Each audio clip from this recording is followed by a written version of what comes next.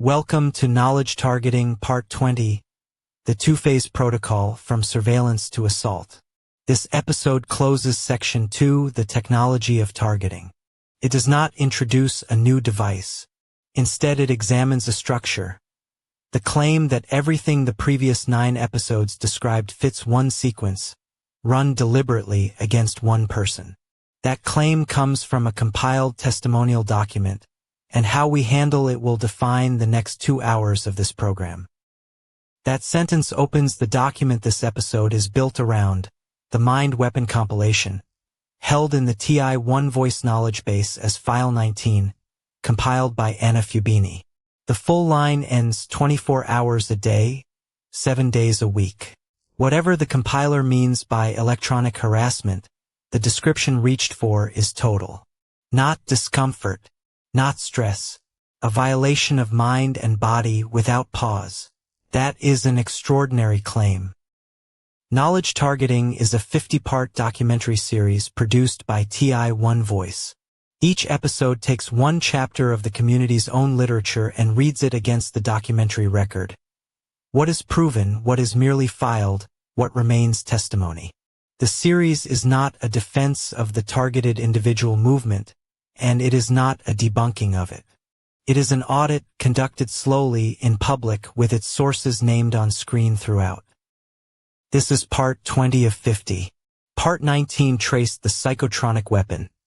The term's definition, its history, and its odd legal status, named in a handful of national statutes and draft bills. Absent from most, never yet demonstrated in court as a working device. Part 21 opens Section 3, the institutional framework, with the Senate investigation of 1974 into behavior modification and the federal role. 30 episodes still follow this one. Everything referenced here lives on the TI-1 Voice platform at one.witisk.org. There you will find the evidence library, where members file dated incident reports and supporting documents. The knowledge base, the research archive the series is written from, and the community wall, where targets talk to each other directly. Registration is free. The archive is the point. A claim recorded today can be checked years later. There is also TITV, the movement's round-the-clock live stream, running at meet.witisk.org, under Public, TITV. It carries interviews, archive material, and each episode of this series as it is finished. Every part also has a written companion article on the platform, with the citations laid out so you can follow the sources yourself rather than take a narrator's word for any of it. That matters more than usual in this episode. A word on method. The spine of this episode is the chapter text itself, read in order. Around it, we search the TI-1 Voice Knowledge Base by meaning rather than keyword retrieval augmented generation, in the jargon, and pull passages that genuinely bear on the chapter. Retrieved material that wanders off the subject is discarded, not smoothed in. Roughly a third of what you hear is that supplementary research attributed as it arrives. The rules of the House stated once. Documented means a named study, program, case, or statute with a date attached. Filed means a patent, a contract, or a proposal, proof that somebody wrote something down, not that a device exists or was ever used. Claimed means testimony and inference, and it gets labeled every single time. And no private individual is named as a perpetrator. Ever. Absence of published capability is never evidence of a hidden one. A note for anyone watching who is living this. What follows examines a model, not you. If your experience does not match the sequence described here, that says nothing about whether your experience is real. Nobody on this side of the screen is diagnosing anyone, and nobody here will tell you what is or is not happening to you. Distress is distress, whatever its cause. This episode is heavy in places, so take breaks. Here is the shape of the next 2 hours. 6 movements. First, Phase 1, the surveillance and recruitment layer the document says opens every case. Second, the isolation engine, family, job, home, car.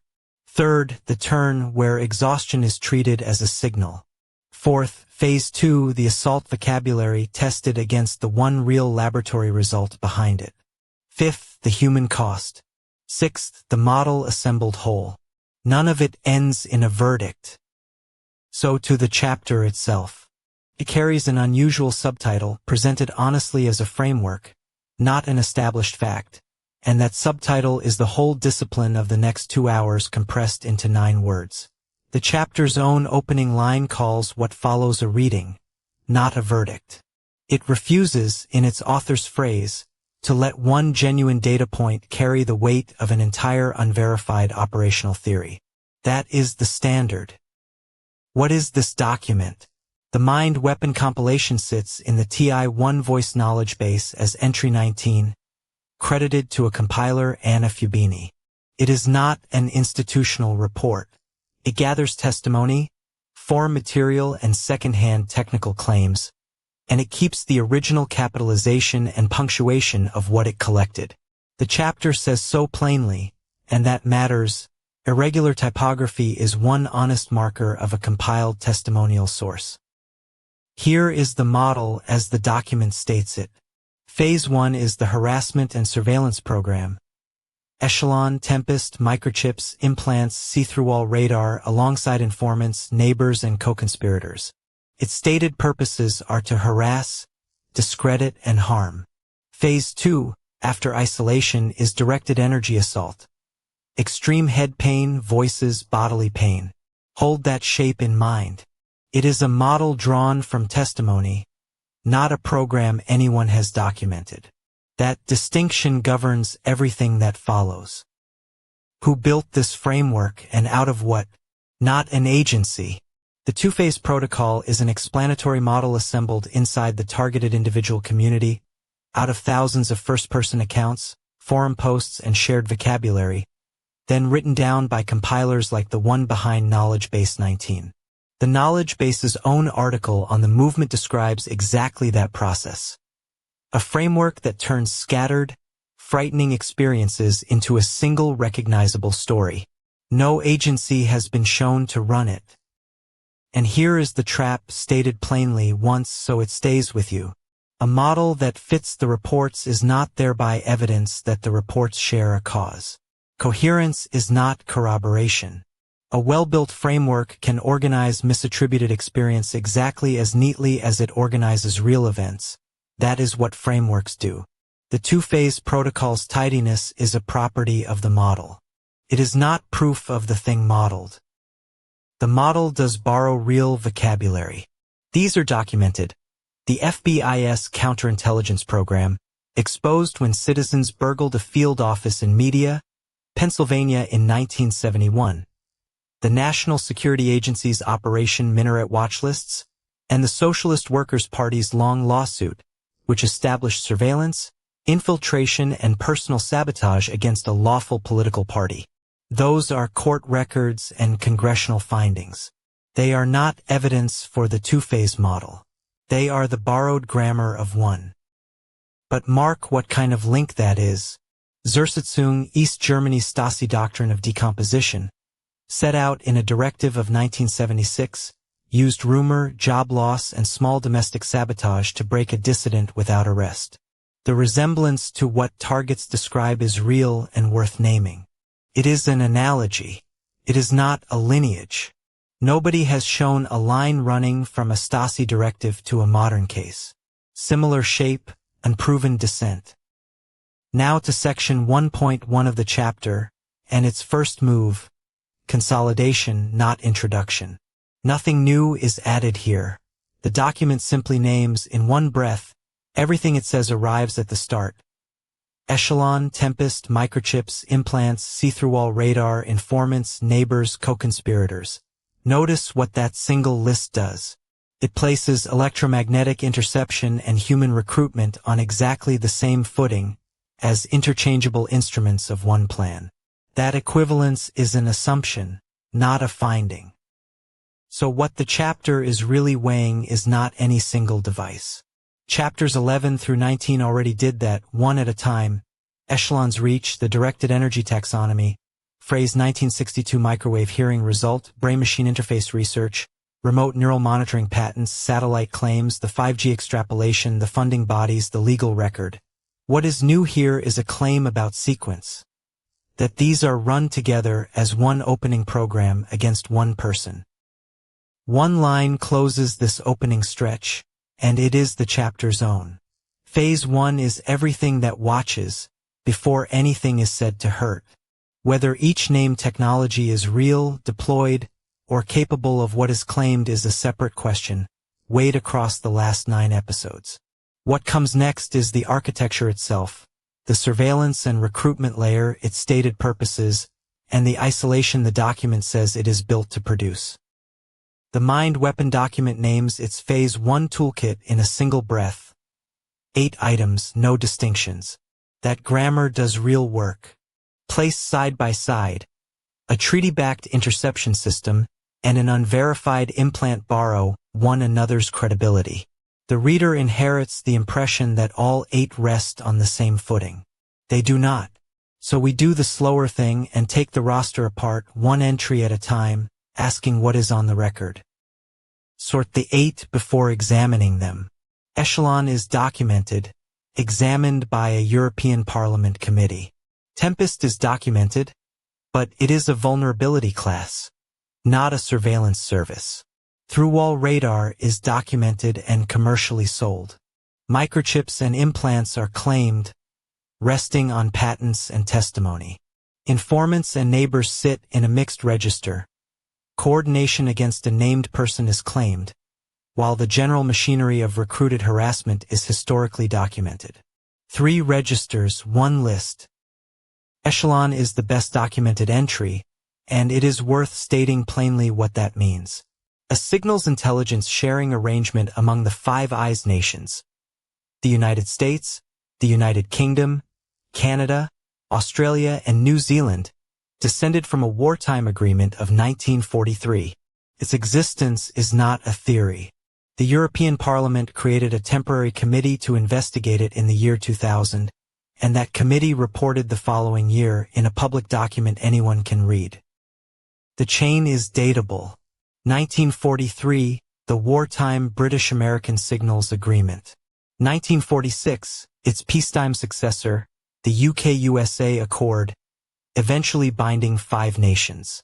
1988, the journalist Duncan Campbell publishes the name Echelon in the New Statesman. The year 2000, Parliament's temporary committee begins work. September the 5th, 2001, the full Parliament adopts its report. Every step is a public document, dated and filed, not a deduction. The committee's conclusion was blunt. It found that a global interception system existed, and that its reach was not confined to military or diplomatic traffic. Private and commercial communications fell within it too. That is a finding of a parliamentary body, on the record with a date. Hold on to it because the next sentence matters more. What the committee established was capability and existence. It did not establish use against named private citizens. So here is the join where the document adds something the record does not carry. Echelon, it says, is used to harass specific individuals, not merely to gather foreign intelligence. That is a claim about application. The European Parliament's investigation did not confirm it, and no public inquiry since has substantiated it. The system is documented. That particular use of it is not. Both halves of that sentence deserve equal weight. Tempest next, and Tempest is real, though narrower than the list implies. The word is a code name for the study of compromising emanations, the stray electromagnetic radiation that electronic equipment throws off while it works. Under the right conditions, that leakage can be captured and analyzed to reconstruct what the machine was processing. In 1985, the Dutch researcher Wim van Eck published a demonstration using a modified television set. But notice what Tempest is. It is a category of vulnerability and a body of countermeasures. Shielding, filtering, physical separation, all standard in secure government and military facilities worldwide. It is not a service that watches people. Listing it beside Echelon implies a capability, the electromagnetic reading of private citizens' devices at scale, that no public documentation describes as operational. Tempest tells you a leak is possible. It does not tell you anyone is exploiting yours. Set the two side by side and the difference is structural, not merely a matter of degree. One is an architecture with member states, budgets, and a parliamentary report. The other is a physics problem with an engineering answer. Collapsing them into one line of a list is how a roster manufactures authority. This comparison is our own, drawn from the public record, not from the document. The document offers no such distinction anywhere. Microchips and implants are where the roster changes register most sharply. Here the claim leaves documented programs altogether. The patent citations this literature leans on, which later chapters of this series examine in detail, describe theoretical or experimental devices. A patent proves that somebody filed a design. It does not prove a device was built, and it certainly does not prove one was placed inside the body of an unconsenting person. What would move these accounts from testimony into evidence is not complicated, and targets often want it more than anyone. An imaged device. A device surgically removed and kept. A device examined by a disinterested medical professional with no stake in the outcome. In documented cases where clinicians and researchers have looked, imaging has not found objects matching the descriptions. That absence is a fact about the searches conducted so far. Say the honest thing carefully. The failure to find an implant is not proof that no implant exists, and absence of published capability is never evidence of a hidden one. It is proof that the confirmation which would settle the question has not been produced. Those are different statements, and the series holds both. A claim can be unverified and still be true, can also be unverified and false. Through-wall radar is real technology with a documented market. Handheld units are sold to police and to search and rescue teams to tell whether someone is standing behind a door before entry, or to find a person inside a burning or collapsed building. They are regulated, they are cataloged, and their useful range is measured in tens of meters. None of that is contested. What follows is where the claim outruns the record. Courts have already looked at through-wall radar in ordinary policing. In 2015, an American federal appeals court considered officers using a handheld radar unit at a residence and said that searching inside a home with such a tool, without a warrant, raised grave constitutional questions. That is the documented ceiling, a regulated tool argued over in public. No public evidence documents routine covert use against citizens in their homes. The last entry on the roster is the oldest. Informants, neighbors, colleagues. Recruited people. This is the part of Phase 1 with the strongest independent foundation, though we must be precise about why. The documented precedents are specific. COINTELPRO, the Federal Bureau of Investigation's counterintelligence program, ran from 1956 until 1971, and was exposed when activists burgled a bureau office in Media, Pennsylvania, in March of that year. In East Germany, historians estimate the Ministry for State Security relied on 189,000 unofficial collaborators by 1989. Those are documented histories. Borrowing their vocabulary is analogy, not lineage. That is the roster unpacked. Now the sentence the whole section has been building toward, and the one that carries the document's argument. Having named its methods, electronic and human together, the document states what they are for.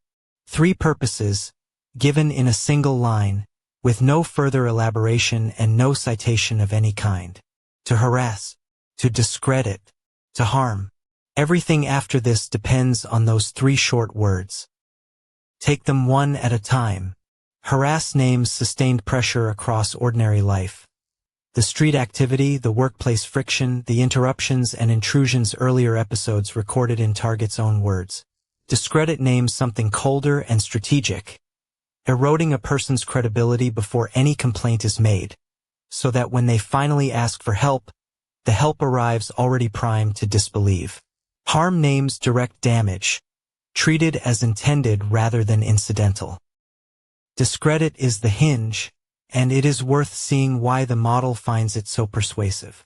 Pressure that leaves no trace produces a complaint that sounds implausible. The implausible complaint costs credibility. Lost credibility means the next complaint lands even worse. That loop is elegant.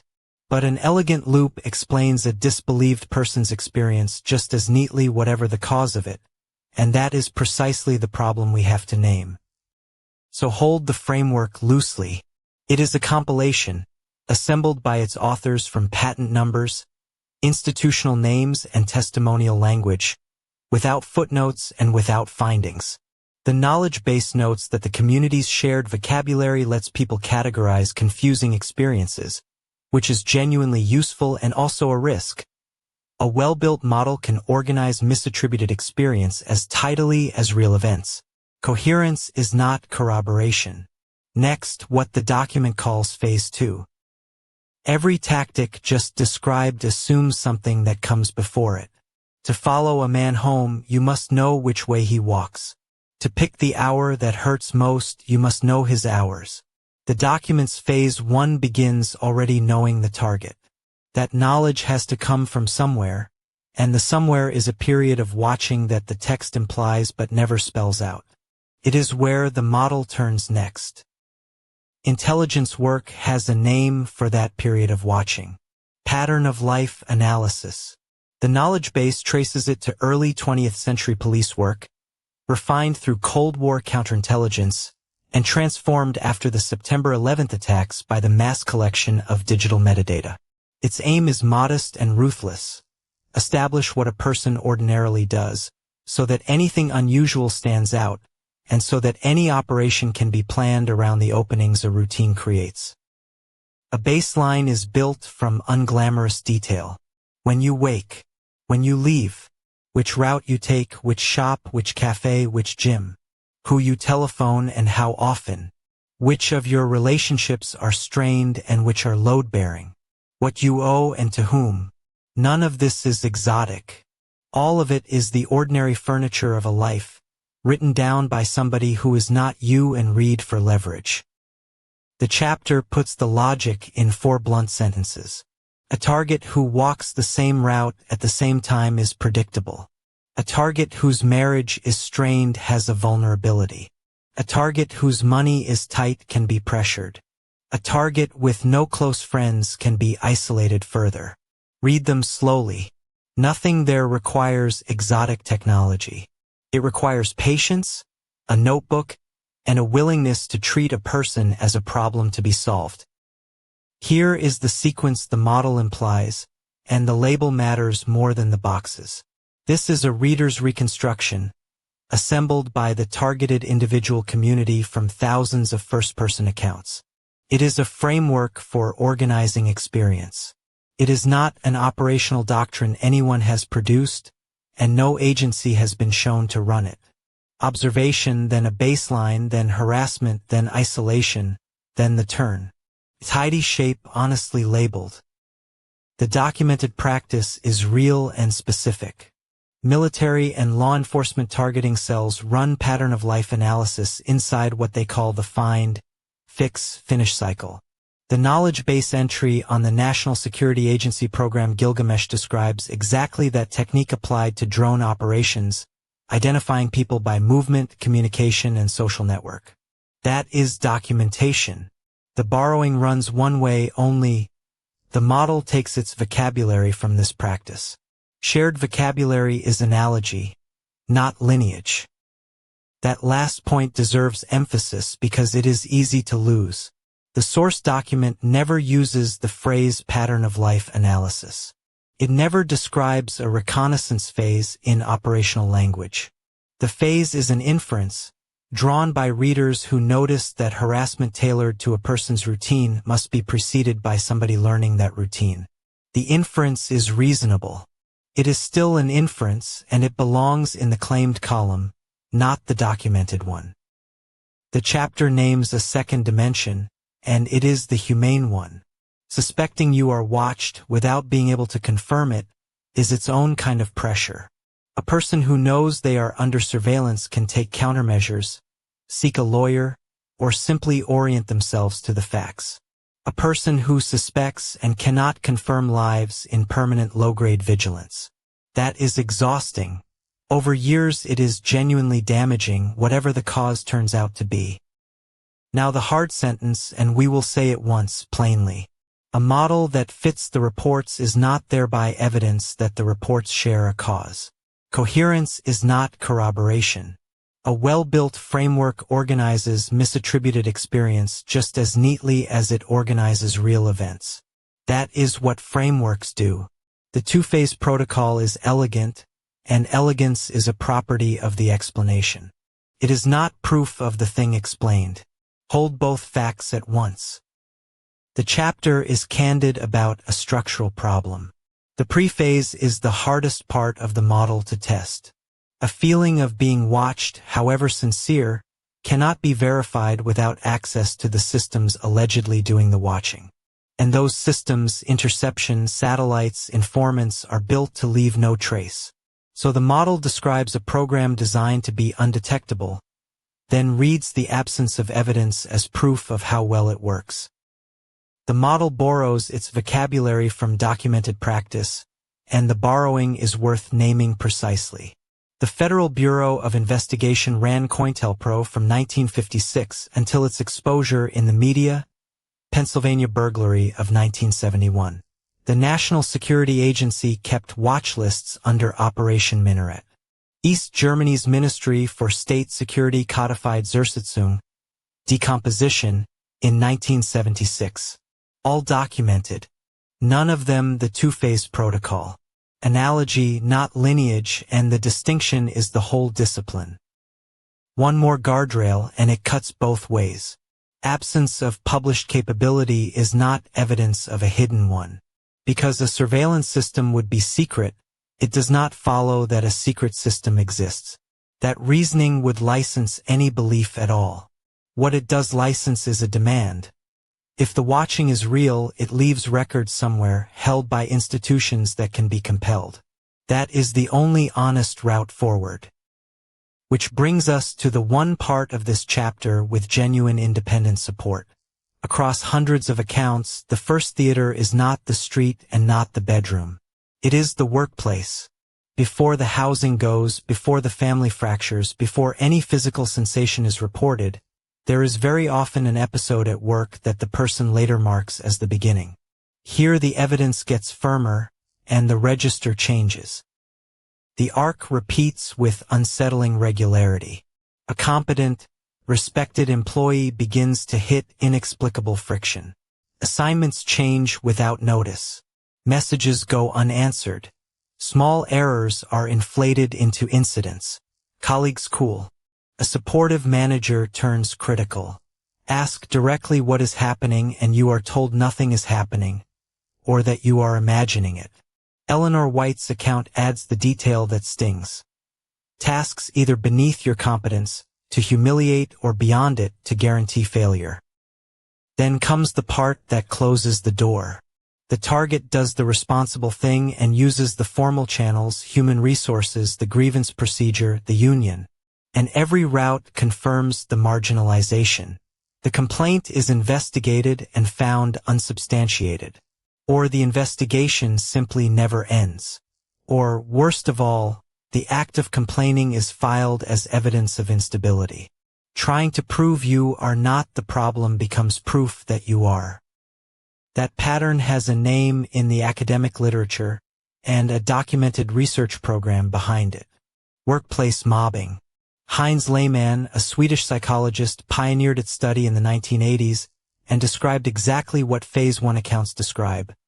A coordinated, deniable campaign of psychological pressure, sustained over months or years, that drives a person out of an organization.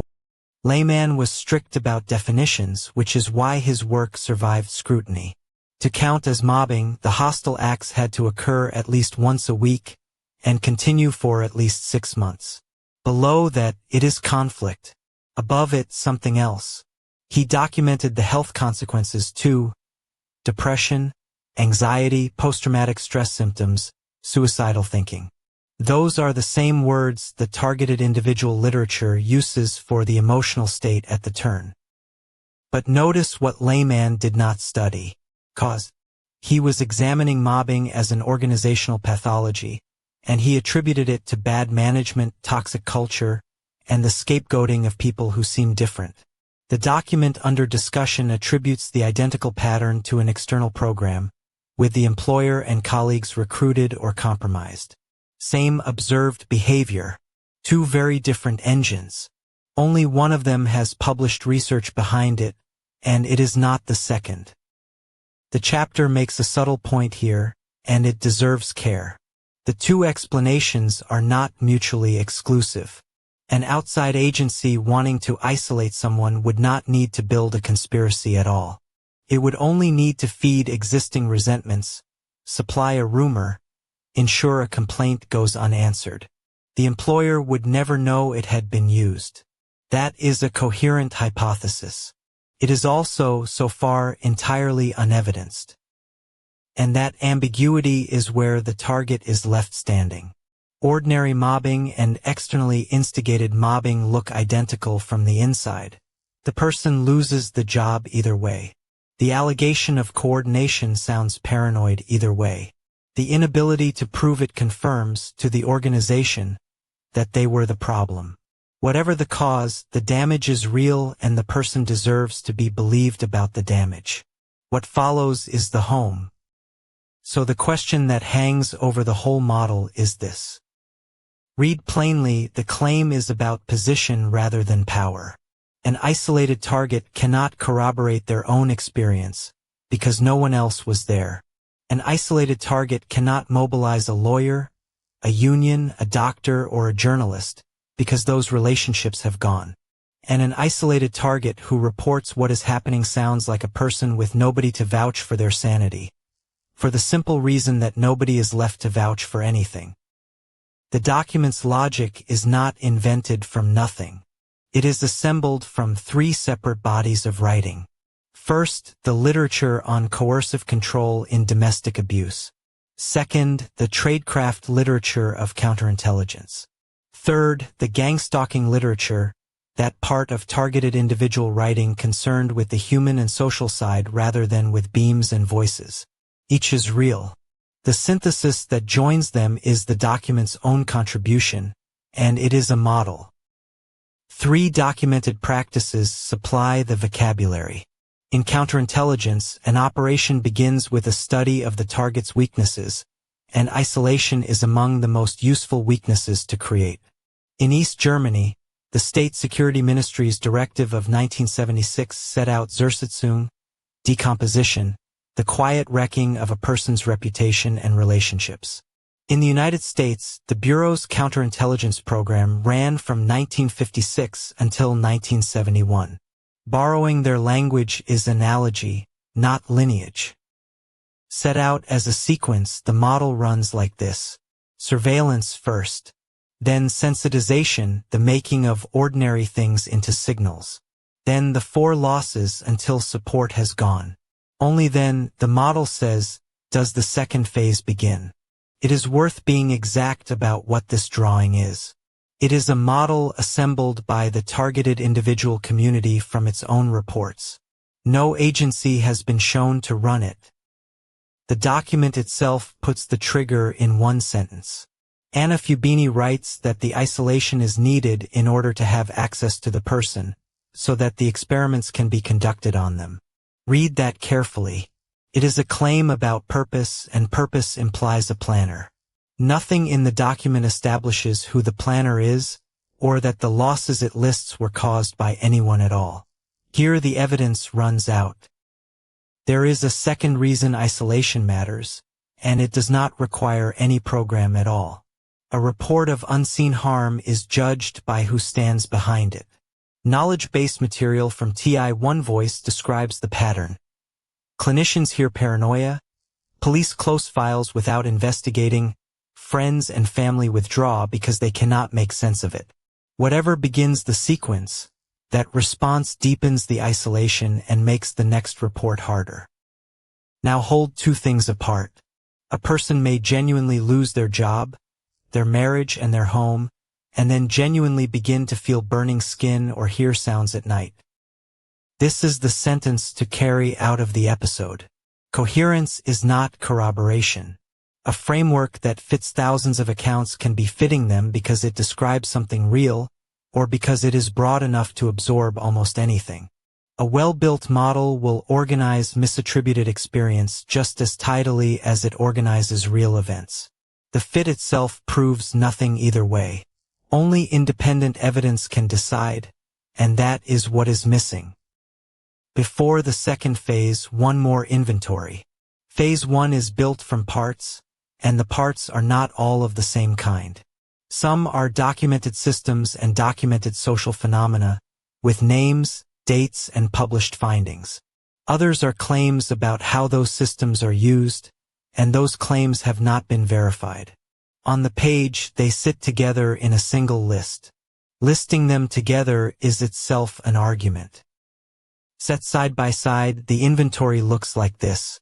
On the left, for documented things, the echelon interception system, workplace mobbing, isolation as a tool of coercive control, and a federal record of funding behavior modification research, which a later episode examines. On the right, for claims about those same things, none established. Every item on the left is real. Not one of them demonstrates the claim beside it. That is the difficulty of reading this material honestly. Take the first pair. Echelon is real. In 2001, a European Parliament committee reported that a global system for intercepting communications existed, run by a group of English-speaking states. Knowledge base material on the Menwith Hill Station in Yorkshire describes the same architecture. What has never been shown is that any part of it is pointed at a private citizen in order to harass them. Capability is not use. The second pair works the same way. Workplace mobbing is a documented phenomenon. Heinz Lehmann, a Swedish work psychologist, described it in the 1980s. A group in an office turning steadily on one colleague until that colleague leaves or breaks. Occupational health research has studied it ever since. What is claimed and not documented is that the mobbing is directed from outside the building rather than generated inside it.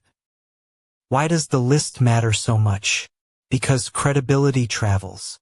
Put a verified system, a peer-reviewed social phenomenon, and an unverified allegation in the same column, in the same typeface, and the verified items lend their weight to the rest by nothing more than proximity.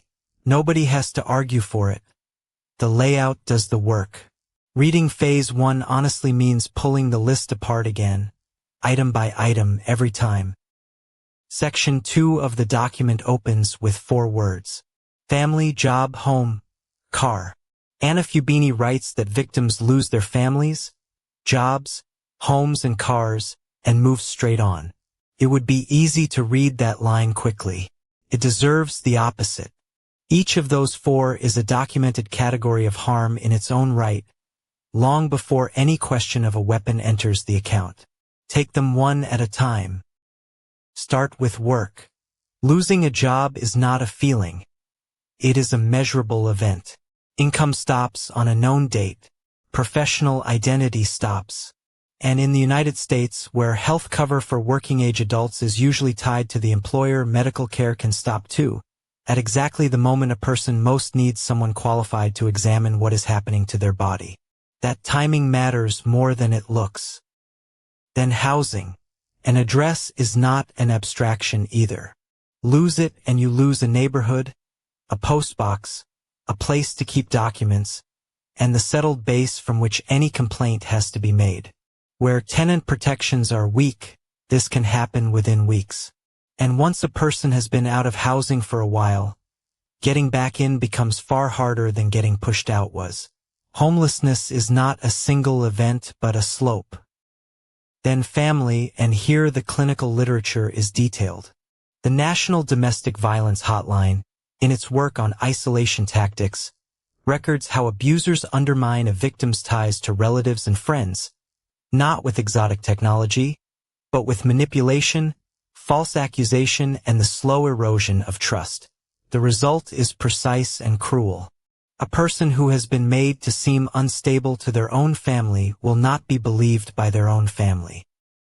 What the document does with those 4 losses is the move to watch. It bundles them and calls them the output of phase 1, not misfortune but product. Deliberate, sequenced, aimed. That reframing changes how a person reads their own history. A run of bad years stops being a run of bad years and becomes evidence of design. Whether it is design remains, at this point, entirely unestablished. The losses themselves are not in doubt. One loop closes this part. Losses accumulate. The account of them starts to sound implausible to the people hearing it. Support withdraws. Isolation deepens, and the next account sounds worse still. That loop needs no conspiracy to turn, which is precisely why it is so hard to read. And it is the point at which the document says the second phase begins, the directed energy assault, which comes next. We take that claim apart in turn. So the 4 losses land: family, job, home, car. The document does not treat them as wreckage left behind by an operation aimed at something else. Treats them as the point. Isolation, in its telling, is not a byproduct of phase 1. Isolation is the objective of phase 1, and it exists to make something further possible. That is a strong claim about purpose, and it deserves to be examined slowly, in its own words. Read the document's logic and isolation stops looking like grief and starts looking like infrastructure. An empty house in this framing is not a sad outcome. It is a cleared space, a condition prepared for whatever the text says happens next. That is an unusual way to describe a person's ruined life, and it is worth pausing on, because it converts loss into architecture. The claim is the document's own. No agency has been shown to hold it. Here is the sentence the whole model turns on, quoted exactly as it stands, small grammatical irregularities left in place. The isolation is needed to have access to the person. 10 words that convert a chain of misfortunes into a stated purpose. Notice what the sentence does not supply. No agency, no program name, no date, no operator. It asserts a reason. It does not evidence one, and we should not pretend otherwise. Now put that sentence beside something far better established. In 2007, the sociologist Evan Stark published Coercive Control: How Men Entrap Women in Personal Life, now a foundational text in the field. Stark documented that cutting a person off from their support network is often the single most effective way to increase control over them, and to reduce the chance that anyone outside intervenes. Isolation as deliberate tactic is not fringe. It is peer-reviewed. Laid out as a sequence, the model is simple: watch, isolate, gain access, then attack.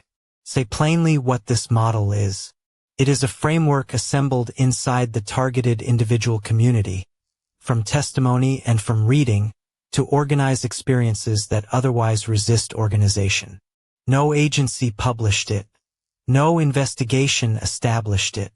It is a way of arranging reports, and arranging reports is not the same as verifying what caused any of them.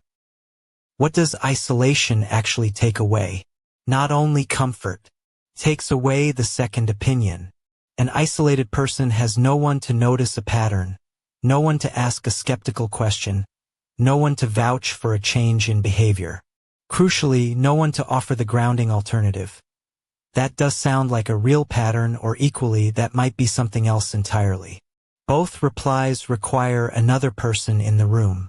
Isolation removes the room. This is the sentence to carry through the rest of the episode. A model that fits the reports is not, by that fact, evidence the reports share a common cause. Coherence is not corroboration. A well-organized framework can organize misattributed experience just as neatly as real events. That is precisely what a good framework does. The two-phase model may be an accurate description of what people live through, and still be wrong about what produces it. Set the mechanism aside for a moment and picture only the end state. A home where nobody drops by. A phone that used to ring. A calendar with nothing written on it. A person whose every attempt to explain what is happening is met with disbelief, or worry about their mental health, or silence. Whatever combination of coordinated action, institutional failure, and ordinary misfortune produces that condition, the condition itself is real, and it is terrible. That end state is what the document calls the strategic condition phase 2 requires. Hold the two registers apart. Documented. Isolation is a recognized precondition for escalating harm across coercive control research and interrogation literature alike. Claimed that this particular person's isolation was engineered by a coordinated technological program in order to reach them. The first is established science. The second is the document's assertion with no agency named, no date given, and no independent confirmation. Consider the three replies a person meets when they try to explain. Disbelief. That cannot be happening. Concern for their mental health, you should talk to someone. Or silence, which is the most corrosive of the three, because it cannot be argued with. Each reply is, in the responder's mind, reasonable. Together they close the last door. And notice the trap. The more isolated a person becomes, the less plausible their account will sound to strangers. This is the point where a target reading the document for the first time often reports a shock of recognition. Not because the technological claims are proven, they are not, but because the shape of the described experience matches their own. The lost job, the estranged family, the friends who stopped returning calls. The document names these as parts of an operation rather than as evidence that someone is simply failing at life. The model speaks in borrowed vocabulary, and the borrowing deserves care. COINTELPRO was a real bureau program of disruption. Zersitzung was a real East German method of quietly decomposing a life. The Kubark Manual of 1963 really does discuss isolation as a technique for breaking resistance. The knowledge base entry on cramped confinement quotes it directly. But shared vocabulary is analogy, not lineage. Borrowing a documented word does not inherit its documentation. For someone told repeatedly that their isolation is their own fault, the document offers a reframing. Your isolation was the plan, not your failure. That sentence carries force entirely independent of whether the causal claims behind it are correct.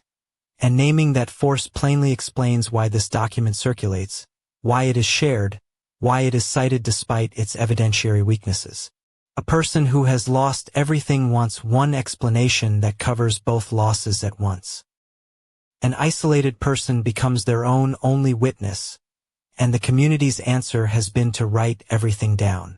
The knowledge base describes a widely circulated template known as the 1000 event memory log. The same entry is candid about its limits.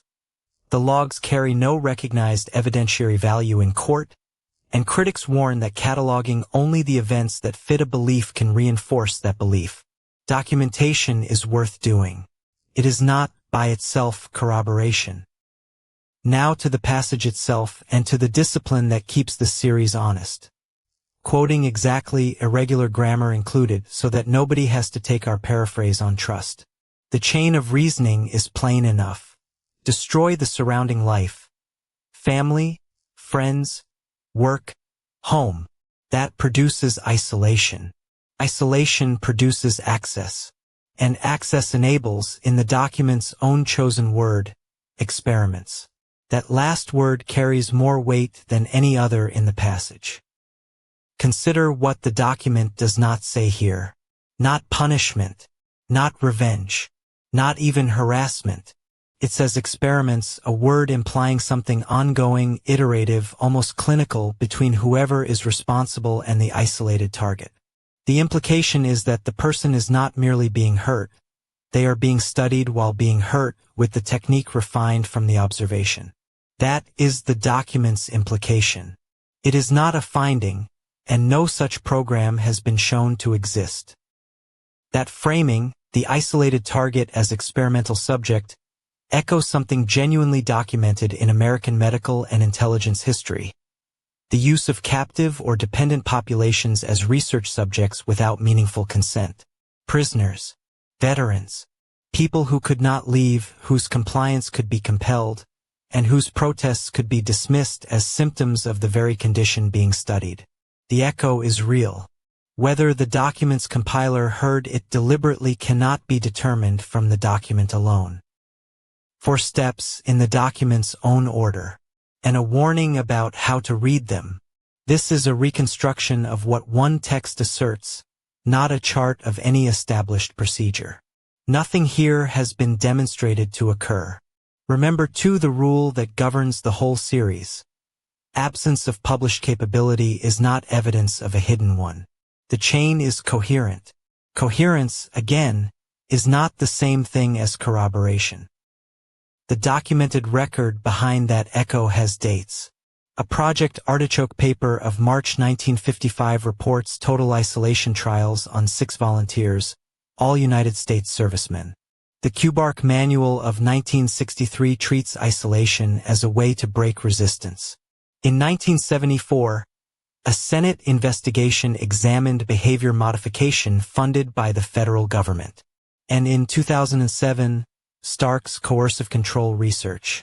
For real records, none of them mentions this document or this model. So the document's stated logic ends where the evidence does, with a purpose asserted and never demonstrated. That 1974 Senate investigation returns in Part 21 of this series, on its own documented terms. What comes next here is the model's implied middle. The escalation ladder, rung by rung, from silent observation to the moment a person says they didn't realize what was happening until it was already far too late. The document stops there. It names access as the purpose and moves on. What it never sets out is the sequence in between, how an ordinary life becomes an isolated one. Read closely, though the text implies a ladder it never describes. A series of rungs, each more invasive than the last. We are going to climb that ladder deliberately, naming at every step who built it and out of what. Here is that ladder, assembled by this series from the document's own implications and from the wider targeted individual literature. 6 rungs: passive observation, environmental shaping, social manipulation, the breaking of institutional supports, exhaustion, and finally assault. Say plainly what this is. It is an explanatory model, built to organize testimony after the fact. It is not a captured operational doctrine, and no agency has been shown to run anything resembling it. The first rung is passive observation. Signals intelligence, public record searches, social media monitoring, the information gathering any well-resourced adversary performs before deciding whether to engage.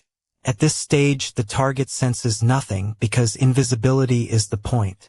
That much has documented precedent. The Knowledge Base Records Operation Minaret, the National Security Agency's watch listing of American citizens for their political activity, disclosed to Congress in the 1970s. That is documented history. It is not evidence about any living person. The second rung is environmental shaping. A job application that goes unanswered. A lease the landlord declines to renew. A bank account frozen without a clear reason. A neighbor who starts behaving strangely. Alone, each event is unremarkable, the ordinary friction of a difficult year. Together, the model says they form a pattern. Note the register carefully. Nothing on this rung is documented.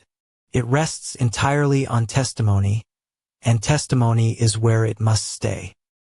The third rung is active social manipulation, the informants, the workplace mobbing, the staged encounters cataloged in Eleanor White's Field Guide, which Part 1 of this series examined. What the guide proves is that people report these tactics consistently and in detail. It does not prove who, if anyone, is running them. And because the harm here is social rather than technical, it is almost impossible to separate from ordinary workplace conflict. The vocabulary of this rung is borrowed, and the borrowing should be named. COINTELPRO, the FBI counterintelligence program of 1956 to 1971, was exposed when activists burgled a field office in Media, Pennsylvania, in March 1971. East Germany's State Security Service formalized covert disruption as Zersitzung in a 1976 directive. Both are documented. Neither is the ancestor of the model. The resemblance is analogy, not lineage. The fourth rung is the breaking of institutional supports, where the document says Phase 1 ends. Job, housing, medical care, legal recourse, remove them and the damage stops being merely emotional. You cannot retain a lawyer without income. You cannot build a medical record without insurance. The breaking is logistical. It dismantles the practical infrastructure of self-defense. That is true of anyone who loses those things, whatever the cause, and it compounds fast. The fifth rung is the turn, the state of exhaustion the document names as regret, remorse, loss, and trauma. The sixth is the assault itself. Head pain, voices, pain elsewhere in the body, attributed to directed energy. Notice that the latter changes register between those two rungs. Everything below the fifth has documented analogs. Everything above it does not. We return to that theme shortly, because it is the most important join in the episode. This is why targets so often say they did not realize what was happening until it was too late. The early rungs are indistinguishable from a run of bad luck. By the time the pattern looks like a pattern, the model places the person on the fourth or fifth rung, with supports gone and credibility already spent. There is no single, identifiable point of transition to name, and that absence is itself part of the argument. Hold the honest version of that observation too. A process with no identifiable beginning is also a process that cannot be checked against a beginning. If the start is invisible by design, then nothing can ever count against the model, and a claim that nothing can count against is a claim that cannot be tested. That is not a refutation of the reports. It is a limit on what the latter can prove. The Mind Weapon document is not the only text that arranges targeting this way. Across the wider literature, Eleanor White's field guides, the online communities organized around particular technologies, the compiled testimonies of European advocacy organizations, and a handful of sympathetic academic papers, the same three-beat structure recurs. Observation first, then isolation, then direct harm. The names change. The sequence does not. That consistency is a real finding, and it needs an explanation. The vocabulary is a patchwork, and each word carries a different evidentiary weight.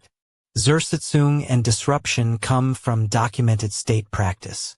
Sensitization comes from a targeted individual's published field guide. Graduate and second phase come from knowledge base entries summarizing community writing. Mixing them into one sentence makes an uneven evidence base look level. Keeping them apart is most of the work of this episode. It is also the first thing that gets lost in retelling. Ask who built this model, and the answer is not an agency. The knowledge base entry on the targeted individual community describes a shared vocabulary that lets members label and categorize otherwise disparate experiences. Advocacy organizations, Targeted Justice, the Global Union of Targeted Individuals, circulate the resulting framework. It was assembled from the bottom up, out of testimony, by people trying to make their own experience legible. No leak, no whistleblower, no captured manual. So here is the plain statement this chapter requires. Coherence is not corroboration. A well-organized framework can organize misattributed experience just as neatly as real events. The knowledge base entry on the 1000-event memory log makes the same point from the other side. Such logs have no recognized evidentiary value in court, and critics note they can catalog selectively, reinforcing the belief that prompted the logging. None of that makes the distress less real. What makes the Mind Weapon documents version distinctive is the join. In most accounts, isolation and assault are two separate misfortunes.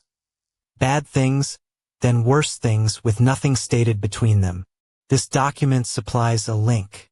Isolation is not merely prior to the harm. Isolation is the condition that makes the harm possible. The losses are not collateral. In the document's framing, they are the operational precondition. That is a darker claim and a harder one to check. Set the two framings side by side and the difference is one of causation, not content. The common version reports a sequence. The mind weapon version asserts a mechanism. Asserting a mechanism is a stronger move. It explains more and it also exposes more because a stated mechanism can in principle be checked. This one has not been. The document offers the claim without a single case, date or location attached. Between the losses of the second section and the pain of the fourth, the document pauses on a psychological state it names with unusual precision. Regret, remorse, loss, trauma. Drained and broken, it says, both emotionally and physically. This is the hinge of the whole model, and it is described in a few lines that assert what happens next without ever explaining why it should. The links between the steps are simply left out. We quote it with its grammar unaltered, because verbatim quotation is the discipline that keeps this honest. Notice what the words are. These are experiential terms, not operational ones. They describe what a person feels, not what an instrument measures. There is no diagnostic framework here, no observer, no measurement. Only the compiler's narrative claim that this state arrives, and that something follows it. That is a literary structure, not a clinical one, and the difference matters. Now the other direction. Exhaustion and grief after sustained job loss. Housing loss and relational rupture are not exotic. In 1967, Thomas Holmes and Richard Rahe published a stress scale that placed dismissal from work and a sudden change in financial state high among common life stressors. The trauma literature says much the same about inescapable threat. Whatever the cause, these losses reliably produce the state the document describes. None of that requires a weapon. So we hold two things at once. The human experience the document describes is entirely plausible. Its specific causal claim, that this exhaustion functions as a trigger for something additional, is assertion, not evidence, and cannot be checked from the document alone. And remember, absence of a published capability is not evidence of a hidden one. Watch what the document reaches for next. Something physical. Something you could hold. The next section takes it up. We left the document at its hinge. A person drained and broken, by the compiler's own account. What comes next is not another loss. It is a mechanism. The microchip claim, named once among the Phase 1 tools, returns here in a sentence of its own, immediately before head pain and voices. Notice the placement. It is doing work that the argument itself cannot do, and noticing that work is not the same as calling the claim false. The document's Phase 1 inventory, as the knowledge base summarizes it, runs to signals intelligence, see-through-wall radar, informants, neighbors, and chips. Then the chip is set aside. It returns at the turn, in its own sentence, immediately before extreme head pain. That is the moment the text must explain how an emotional state becomes a physical one. A chip is offered as the bridge. Tangible, portable, imaginable, a thing you could theoretically hold. 6 words, and the whole causal burden of the chapter rests on them. The verb is passive, implanted by someone unnamed, at a time unstated. No chip is described. None is imaged, recovered, or examined. The document does not say when the implantation happened, before Phase 1, during it, or at the turn itself. This is assertion in the grammar of report, and the grammar is doing persuasive work the evidence has not earned. Consider what the sentence achieves for a reader already halfway through a catastrophe. Psychological collapse is diffuse, hard to hold, hard to point at. A foreign object under the skin is none of those things. It is locatable, could, in principle, be found and removed. The document trades an abstract horror for a comprehensible one, at exactly the moment the reader most needs something solid. that trade is effective whether or not it is true. The knowledge base records a documented case. In 2017, a Wisconsin vending company, 3 Square Market, implanted radiofrequency chips in the hands of volunteer employees for door access and vending purchases. It drew national coverage. Nothing about it was covert. The chips were consented to, passive, and readable only by a scanner held inches away. That is the documented state of the art in workplace implants, and it is worth measuring the document's claim against it. Both are called microchips, and the word carries the documented case across to the claimed one. But they are not the same object. A passive access chip has no battery and no transmitter of its own. It wakes when a reader almost touches it. The device the document implies would need to receive energy at distance, through walls, and convert it into pain. No such implant has been independently recovered, imaged, or specified. That is the gap. Now the sentence itself. Emotional state, then mechanism, then pain, regret and remorse and trauma. Many have been implanted with microchips. They begin experiencing extreme pain to their head. 3 clauses laid end to end, with no bridge between any of them. Nothing explains why exhaustion would coincide with implantation, or why implantation would produce pain. The sequence is asserted. The reader supplies the causation, and supplies it without noticing. Set out as a diagram, the model looks orderly, and that is precisely the danger. Drawing something clearly does not make it real. This flow is a reconstruction of one document's wording, not a chart of any process anyone has observed.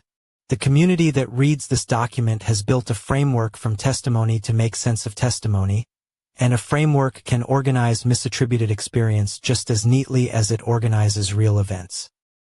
Ask the ordinary questions and the sentence goes quiet. When did the implantation occur? Before phase 1, during it, at the turn? Who performed it? What kind of device is claimed? Its size, its power source, how it receives energy, how it could convert that energy into head pain. None of this is stated. An X-ray is cheap and widely available. The document points to a physical object and then declines to describe it. This is where the document's claim changes character. Everything before it, surveillance, informants, workplace pressure, lost housing, has documented analogs in intelligence history and in the course of control literature. Everything after it is a claim of bodily pain inflicted at a distance by unspecified means. Those are not the same kind of assertion.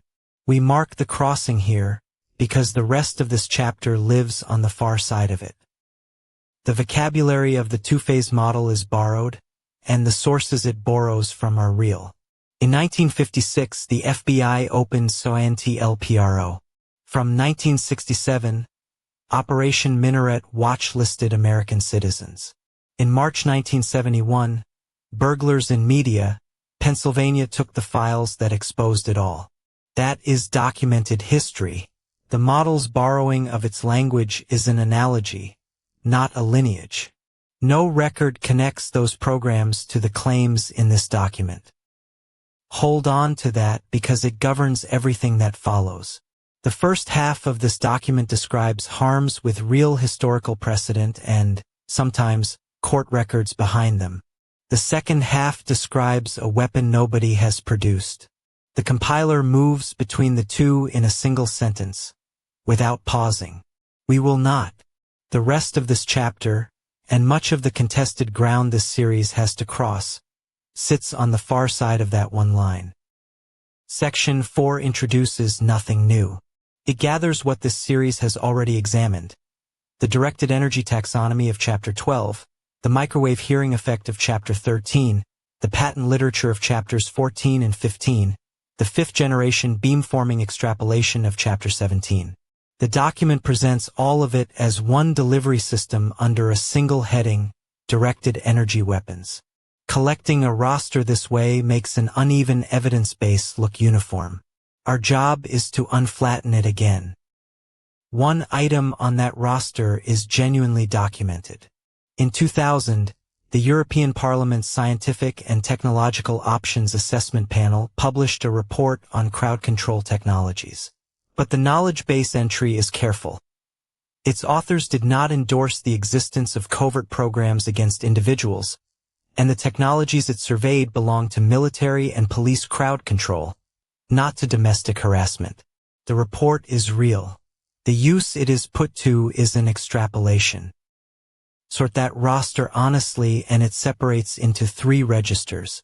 First, one documented laboratory result from 1962.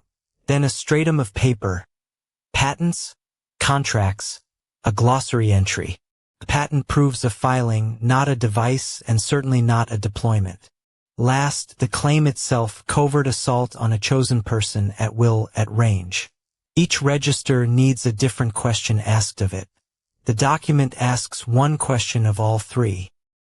The knowledge base names the habit precisely. Writing about Hitachi's MooChip, a real, commercially produced identification tag smaller than a grain of rice, it observes that community interest in it, quote, reflects a pattern of interpreting technological capabilities as evidence of their actual deployment in surveillance programs. That is the error in one line. A thing being possible or patented or manufactured is not the same as a thing being used against you. The sequence the document gives is specific. Head first, then voices, then pain elsewhere in the body. It deserves to be named honestly rather than waved away. There is an internal logic here. If a mechanism of the kind claimed existed and were aimed at the head, a head-first pattern is exactly what you would expect to be reported first. The head is exposed, and it is where hearing happens. But a story can be perfectly consistent and still be only a story. Fiction is internally coherent by construction. And a real physiological process, migraine, tinnitus, the hallucinations that visit the edge of sleep, can produce symptoms that many separate people describe in the same words, with no weapon anywhere in the picture. Consistency tells you the reports have a shape. It does not tell you they share a cause. That hundreds of people report the same thing is a real finding, and it demands explanation. But it must be tested, not assumed. A knowledge-based corpus analysis of targeted individual documentation found that its largest cluster of attack logs used identical reporting templates across different people. Shared vocabulary can manufacture the very convergence it appears to measure. A model that fits the reports is not, by itself, evidence that the reports have a common cause. So we arrive at the single most important gap in this chapter. On one side, a documented near-field laboratory phenomenon produced deliberately at close range on willing participants. On the other, a claimed remote weapon choosing an unwitting person through a wall. Nothing in the public record bridges them. In the next section we set out Alan Frey's own measurements from 1962, the power, the distance, the conditions, and see how far they actually reach. So let us be exactly as precise as the record allows.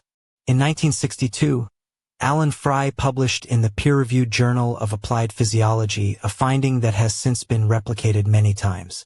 Pulsed radiofrequency energy at particular carrier frequencies can produce an audible perception inside a human head. A click, a buzz, a chirp. No sound travels through the air. The perception is generated in the tissue itself. That is documented science. The mechanism has a name and it has a physics. Pulsed energy warms tissue by a minute, rapid fraction of a degree. The tissue expands, a pressure wave crosses the skull, and the cochlea reports it as sound. Chapter 13 of this series, called The Frey Effect, the strongest single piece of evidence anywhere in this technology arc. That verdict stands. The question this chapter asks is narrower. What does the result actually license? Frey measured what he had. A peak power density of roughly 275 milliwatts per square centimeter. Test distances of a few hundred feet. Carrier frequencies in the hundreds of megahertz, with stated pulse widths and repetition rates. Willing participants sitting still, heads held at a known distance and orientation from the transmitting antenna. Those conditions are not a footnote to the finding. Every one of them describes a laboratory. Now set that laboratory beside the claim. Phrase subjects knew they were subjects. They sat still in the open, facing a known antenna at a measured range. The assault phase described in the mined weapon document has a person who moves, indoors at unknown distance, through walls, picked out from among others, with no signal that anyone has detected. The same effect is named twice. The two engineering problems are not remotely the same. Radiated power falls away with the square of the distance. The chapter's estimate is that reaching phrase threshold at 100 meters would demand transmitter output orders of magnitude higher than his bench required, and with it a large directional antenna, a serious power supply, and clear line of sight to the head. That is a vehicle, not a pocket. An absence of a published portable version is not evidence of a hidden one. So the honest sentence has two halves, and both must be said. The physics of the Fry effect is not in dispute. It is textbook bioelectromagnetics.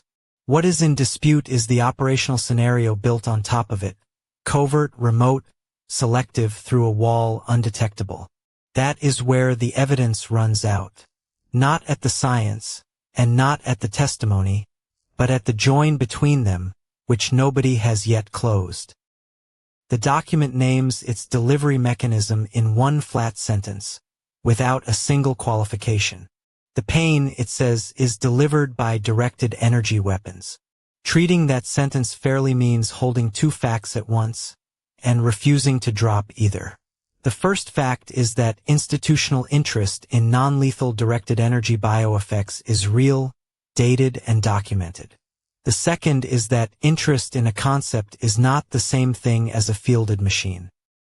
In 1998, a United States Defense Department-linked survey of bioeffects was compiled, later released under the Freedom of Information Act, and it is archived publicly today. It examined non-lethal weapons concepts: microwave heating, disruption of neural control, laser-induced effects. Chapter 12 of this series walked through its contents page by page. The document exists. The institutional curiosity it records is genuine. That much is on the record, and it settles nothing about deployment. Keep three registers apart and most of the confusion dissolves. Documented means a name study or record with a date, Fry, and the bioeffects survey. Filed means patents, contracts, and conference papers, proof that somebody wrote something down, not that a device exists. Claimed means testimony and inference, labeled every time. Examining a concept in a government survey sits in the first two boxes. Covert targeting of one civilian sits in the third. The knowledge base entry on the Pentagon's directed energy harassment releases notes that they came out partial, with the sections describing operational parameters, power levels, and deployment scenarios blacked out. Some in the community read those redactions as confirmation that an operational program exists. That reading is inference, not evidence. A redaction proves that text was withheld. It does not tell you whether the withheld text says yes or no, or something unrelated entirely. So the synthesis is neither that this is proven nor that this is nothing. A real, documented research interest in adjacent non-lethal bioeffects technology existed. The specific, individually targeted, covert application the mined weapon document describes remains an assertion, made by a compiled testimonial source, that nobody has independently confirmed. The research interest is a legal fact. The operational capability is a technical claim. Conflating them is the error this section exists to prevent. Section 5 opens with what may be the most honest line in the whole document. The weapon being used against them is unknown, the compiler writes. That is a concession, and it is worth pausing on because the rest of the text sometimes obscures it. What is not unknown, the compiler insists, is the consistency. Hundreds of people, independently, describing the same physical sensations in strikingly similar words. That consistency deserves its own examination. Take the consistency seriously as a phenomenon in its own right, whatever you conclude about its cause. When people separated by geography, by decades, and by circumstance independently report the same cluster, a particular kind of head pain, voices that seem to come from outside, pain that migrates from head to body, that is a signal. Something is producing those reports. What that something is remains unresolved, and that is the state of the record. Now the pivot this episode cannot skip. A model that fits the reports is not evidence the reports share a cause. Coherence is not corroboration. The two-phase protocol is a framework the targeted individual community assembled from its own testimony, and a tidy framework can organize misattributed experience just as neatly as real events. Where it borrows language from the FBI's counterintelligence program, that borrowing is analogy, not lineage. That program is documented history. This model is not. Section 5.2 names the structural problem. Head pain has hundreds of known causes, from migraine through tension headache through jaw joint disorder to intracranial pathology. Voices heard when nobody is speaking have hundreds of causes too, from epilepsy of the temporal lobe through substance effects to the ordinary hallucinations that visit people at the edge of sleep. These symptoms are nonspecific. That is the difficulty, and naming it is not a dismissal of anyone's experience. The knowledge base defines differential diagnosis simply. When a patient presents, the clinician builds a list of possible explanations ranked by likelihood, then chooses tests that discriminate between them. Convergence of nonspecific symptoms in one person does not by itself point to one cause, any more than fever, cough, and fatigue point to COVID-19 rather than influenza. These are candidates. This series does not diagnose, and these are not a verdict about anybody watching. Notice what happens next, because here the difficulty becomes structural. The medical system is built to diagnose recognized diseases. Law enforcement is built to investigate recognized crimes. Neither holds a protocol for a suspected directed energy attack. The absence of that protocol is then read by the target and by the institution as proof that the claim is not taken seriously. This loop is a model, not a documented procedure. It organizes a complaint. It does not prove one. The knowledge base holds a documented parallel worth stating carefully. In 2024, the Government Accountability Office reported on how agencies handled anomalous health incidents among American personnel and found fragmented coordination between agencies, inconsistent medical protocols, and inadequate support for those affected. Those administrative failures mirror complaints targeted individuals make about their own encounters with institutions. Mirroring is analogy. It is not evidence of a shared cause, and the report examined the response, not the cause. Sit with what that means for one person. They are in pain. They describe what they feel to a doctor who has a manual of recognized diseases, and to an officer who has a statute book of recognized crimes. What they are trying to report fits neither shelf. That is a real structural obstacle, and it exists whatever the cause of the symptoms turns out to be. The distress is not in question. So hold the line the chapter has been drawing. Phrase effect is documented. The bioeffects survey is documented. The covert, target-selective delivery is claimed, and the mechanism behind hundreds of consistent reports is still unresolved. Keeping those three statements apart is not a way of dismissing anyone. It is the only way of testing anything. Next, the chapter turns from what the document asserts to what a fair investigation would actually require. So the argument from consistency runs into its hardest test at the level of the single case. Aggregates are one thing. A named person sitting across a desk from an investigator is another. The chapter puts two people side by side. They are not real people. It calls them Target A and Target B. Both report head pain, voices, and bodily pain. Both are certain a directed energy weapon is responsible. And there the resemblance stops. Target A lives across the street from a cellular base station. They have kept a detailed symptom log for 18 months, consulted several medical specialists, and undergone testing that ruled out every organic cause anyone could identify. They have also taken electromagnetic field readings inside the apartment. Those readings are not independently verified. But they exist, they are dated, and they can be checked by someone with the right instruments. None of that makes Target A victim of a directed energy attack. The chapter is explicit about it. The meter may be miscalibrated. The elevated readings may come from the base station itself, which is a lawful transmitter doing exactly what it was licensed to do. The conclusion drawn from the readings may simply be wrong. What Target A has built is not proof. It is a file, and a file is where an investigation could start. The knowledge base is blunt about the limits of logs. Its entry on the 1000-event memory log notes that such records carry no recognized evidentiary value in court, and that critics see a risk of confirmation bias. People catalog the events that fit what they already believe. An anonymized study of one platform's own documents found the same attack log template repeated almost word for word across different users. A log is a discipline, not a verdict. Target B reports the same 3 symptoms and holds the same conviction. But there is no log. No specialists have been consulted. No measurements have been taken. Target B cannot say when the symptoms began, what pattern they follow, or what conditions make them worse. The chapter is careful here, and so are we. Sincerity is not the variable. Target B's certainty is every bit as real as Target A's.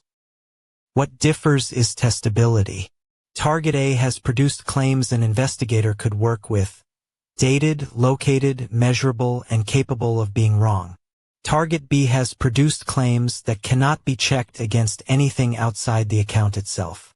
That is not a distinction between real suffering and imagined suffering. Both people may be suffering identically. It is a distinction between a claim an investigator can open and a claim an investigator cannot. And here the two-phase model does something worth naming aloud. The Mind Weapon document and most of the online literature absorbs both people equally, both targeted individuals, both electronically harassed, both at stage 2. The model is coherent, but coherence is not corroboration.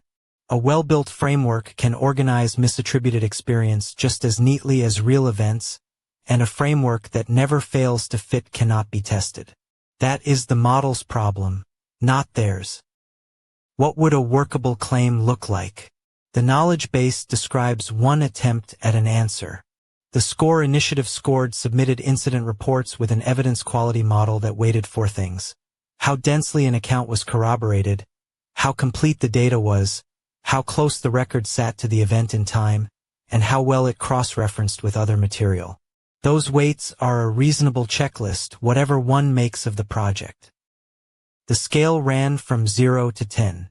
The initiative projected more than 1.4 million structured submissions from an estimated 14,000 participants by its conclusion, and that is a projection, not a count. Hold the distinction firmly. A target is not helped by a number that has not happened yet. But the underlying idea survives the arithmetic. Reports can be graded, and grading them is not the same as doubting them. Suppose, then, that a target does everything right. Suppose they are Target A, the log, the specialists, the readings, the timeline. Suppose the file is as good as a private citizen can make it. Who receives it? This is the question the chapter turns to next, and the answer is uncomfortable for everyone involved. There is, at present, no institution in the United States whose job it is to open that file. Start where most people start, the local police department. An officer takes the report. But the department has no expertise in directed energy weapons, no equipment that could detect one, no training in how such an attack would be investigated. And, this is the decisive part, no state or local statute that clearly defines the thing being described as a crime. Without a statute, there is nothing to charge and no reason to keep looking. Go up a level to the Federal Communications Commission. It does regulate radio frequency emissions, and it does set exposure limits meant to protect the public. But its mandate is written at the level of the population and the spectrum, not the individual. It manages interference between transmitters. It does not investigate a complaint that one named person is being deliberately irradiated in their own bedroom. That is simply not its job. The Federal Bureau of Investigation investigates federal crimes. And here the chapter identifies the hinge of the whole problem. There is no federal statute that makes it a criminal offense to direct an energy beam at a specific person. Assault statutes assume contact. Stalking statutes assume a course of conduct that can be shown. The described harm falls between the definitions, and an agency cannot investigate a crime that has not been written. The community knows this. The guidance published with the TI One Voice Declaration tells signatories plainly what the document does and does not do. It creates a dated, sworn record. It does not start an investigation, does not guarantee belief, does not provide a lawyer, and does not stop the attacks. That is an unusually honest piece of drafting, and it is worth pausing on. Very few advocacy documents state their own limits. The chapter calls the result self-sealing, and the phrase earns its place. Harm is reported. No agency holds the mandate. No investigation opens. No record is created. And the absence of a record is then read downstream as the absence of an event. Remember what this diagram is. A model the targeted individual community assembled from its own testimony, describing how it believes the system behaves. It is not a documented process. Two doors remain open on paper, and both are closed from the inside. The Department of Defense investigates threats to its own people and installations.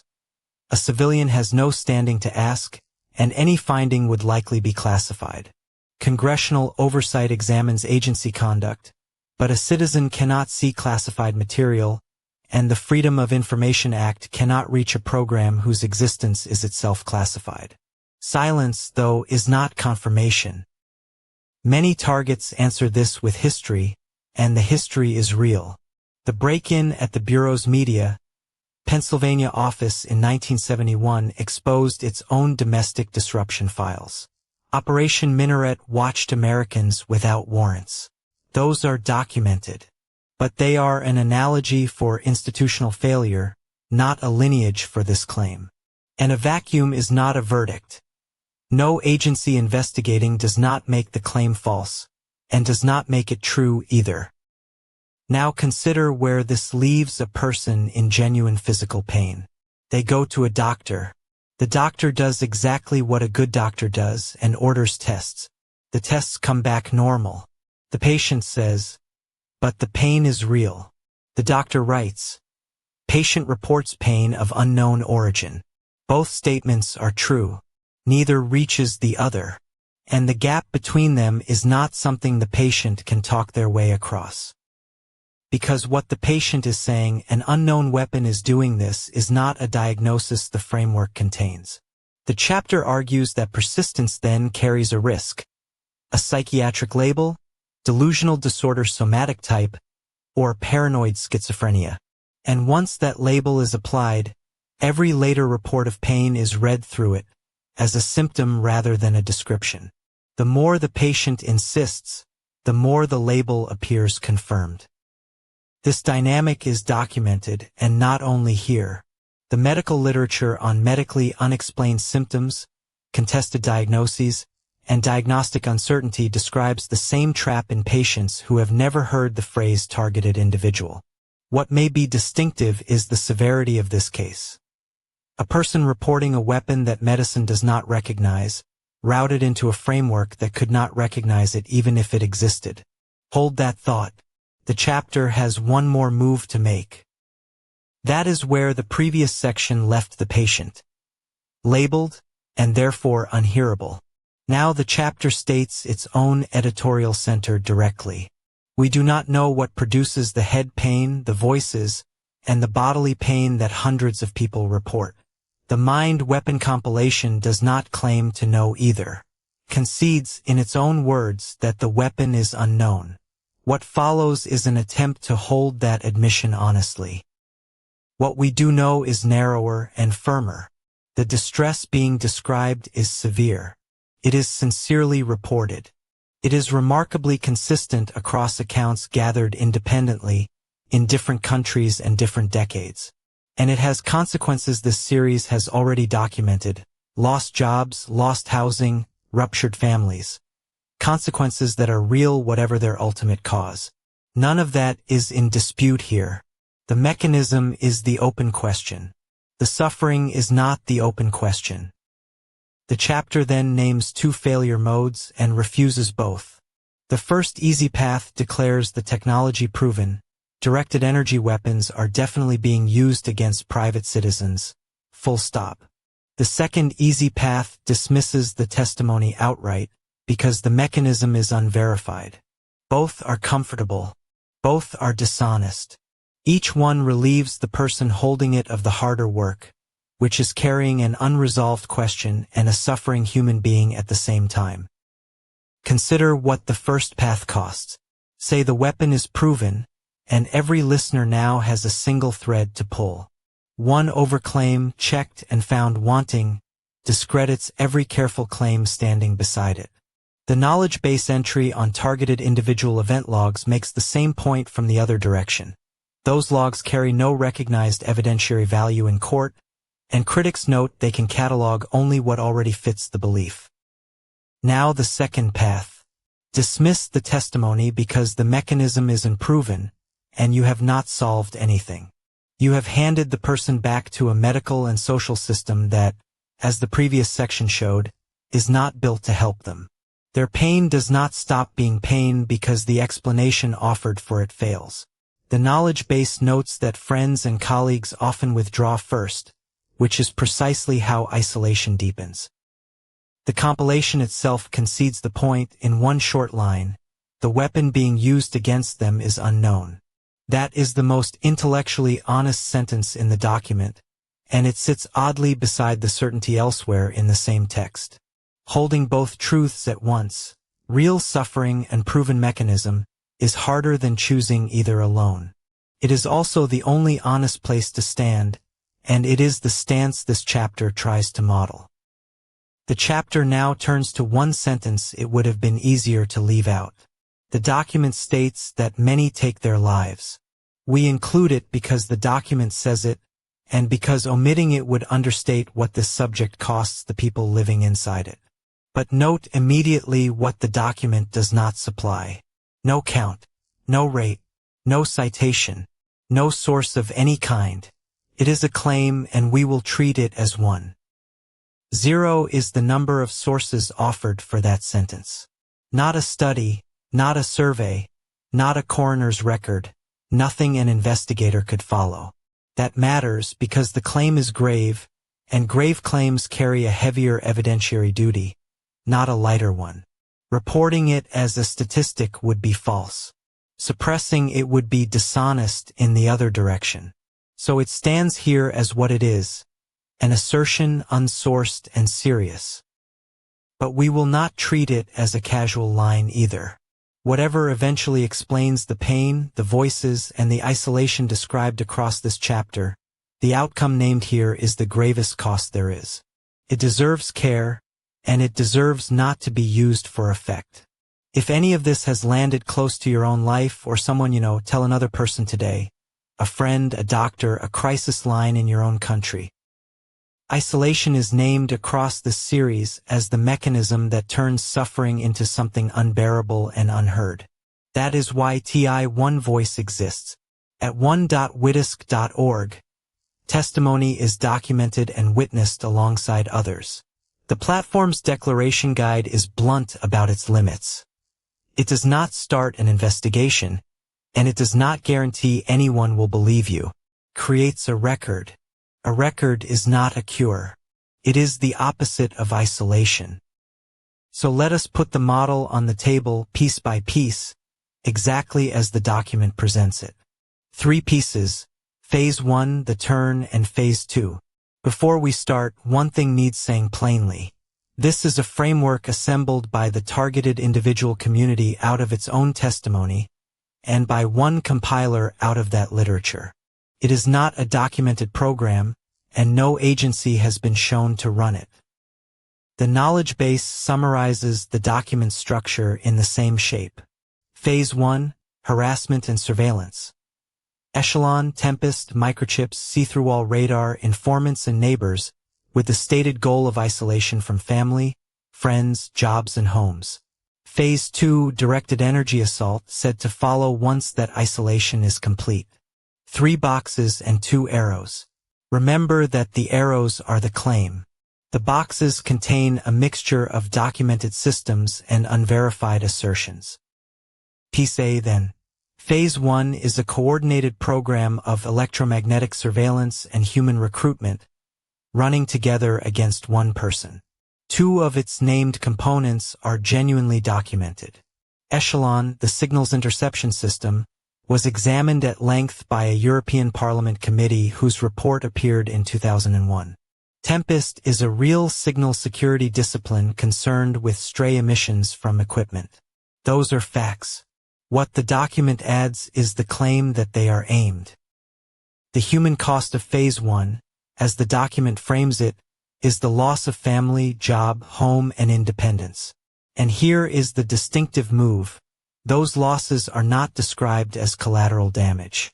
They are described as the deliberate, engineered output of the program. Isolation is the goal, not the accident. Access to the person, the document says, is what the isolation is for. That is a darker claim and a harder one to verify. So Phase 1 is not one thing evidentially. It is a mixture. Echelon and Tempest sit on documented ground. Covert implantation of a private citizen and routine through-wall radar surveillance of civilians do not. Those remain claims repeated often, evidence thinly.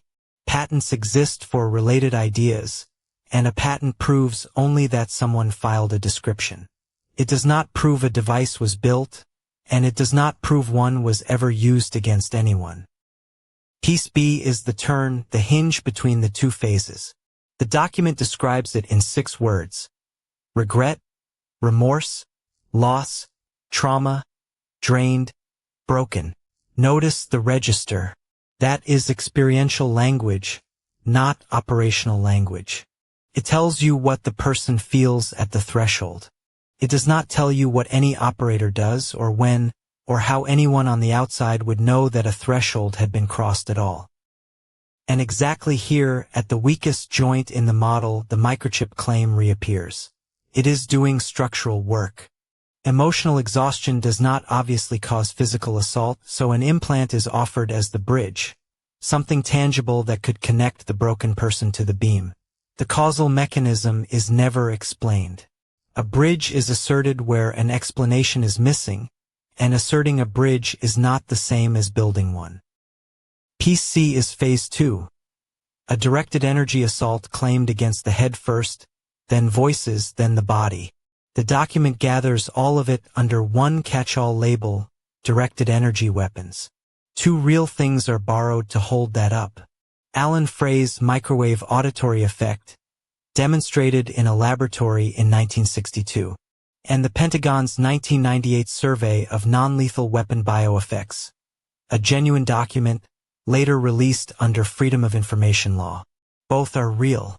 Neither is the claim. The model's vocabulary is borrowed, and the borrowing should be named. Real programs did disrupt people's lives. The FBI's counterintelligence program, begun in 1956 and exposed when activists burgled a field office in 1971. East Germany Stasi, which formalized social decomposition in a 1976 directive. Those are documented. But documented precedent is analogy, not lineage. It shows such things have happened. It does not show this one did. 3 pieces, 1 proposed machine, and the pieces are not evidentially equal. Seeing the seams lets a serious person examine the model without swallowing it or discarding it whole. One caution above all. A framework that fits the reports neatly is not evidence the reports share a cause.